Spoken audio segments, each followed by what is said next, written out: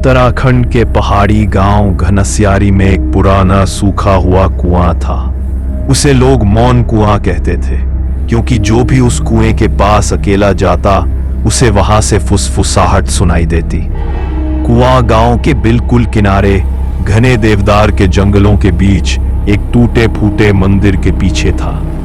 पत्थरों से बना गोल घेरा अब जगह जगह से टूट चुका था और उसके चारों ओर उगी जंगली घास हवा में ऐसे हिलती जैसे उनमें कोई सांस भर रहा हो।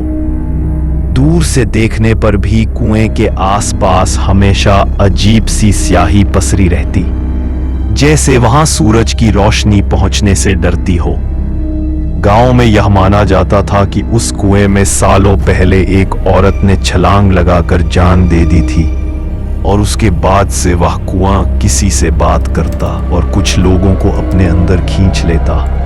कहते हैं मरने से पहले उस औरत की चीख इतनी भयानक थी कि पूरे गांव में गूंज गई थी और तब से रात के सन्नाटे में भी लोग महसूस करते थे कि कोई रो रहा है, कोई पुकार रहा है, जैसे मदद मांग रहा हो, पर आवाज बिल्कुल कुएं के गहरे अंधेरे से उठती। गांव के बुजुर्ग अक्सर बच्चों को चेतावनी देते, सूरज ढलने के बाद उस कुएं के आसपास भी मत जाना। यह वाक्य जब भी बोला जाता, सुनने वालों की रीढ़ में ठंड उतर जाती।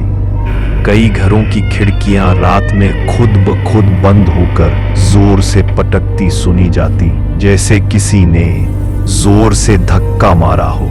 और कभी कभी दूर पहाड़ी रास्ते पर बिना हवा के भी पत्तों का झुंड एक साथ हिलता, जैसे किसी अदृश्य चीज ने उसे छू दिया हो।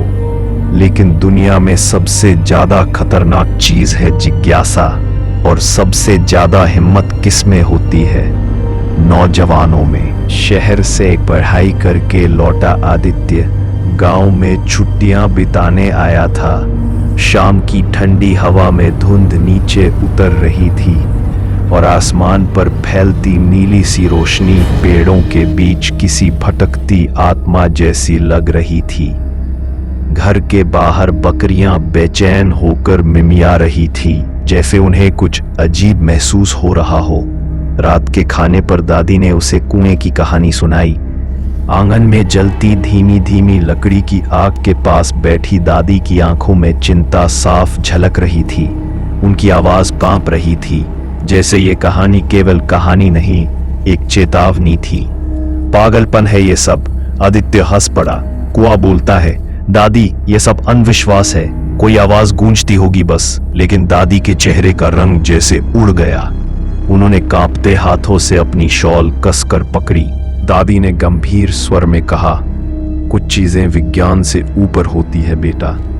उनकी आंखें कुछ पल के लिए दूर कहीं अंधेरे में घूरती रह गईं, जैसे उन्हें अभी भी कोई धीमी फुसफुसाहट सुनाई दे रही हो। लेकिन आदित्य को इन बातों पर यकीन नहीं था। वह खुद को हंसने से रोक न पाया, पर उसकी हंसी में एक अजीब सा तनाव था। शायद हवा में फैले सन्नाटे ने उसे भी थोड़ा बेचैन कर दिया था। उसने मन ही मन तय कर लिया कि वह खुद जाकर देखेगा। रात के अंधेरे में जब सब सो गए, वो अपने कमरे की खिड़की से बाहर देखने लगा और दूर बहुत नीचे जंगल की तरफ उसे लगा जैसे कोई परछाई धीरे धीरे कुएं की तरफ बढ़ रही है। पर उसे यकीन नहीं था क्या वो सच में किसी को देख रहा था या उसकी कल्पना थी।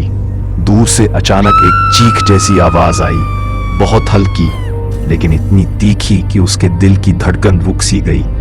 आदित्य ने खिड़की बंद कर दी, पर वो आवाज मानो अभी भी उसके कानों के अंदर घूम रही थी।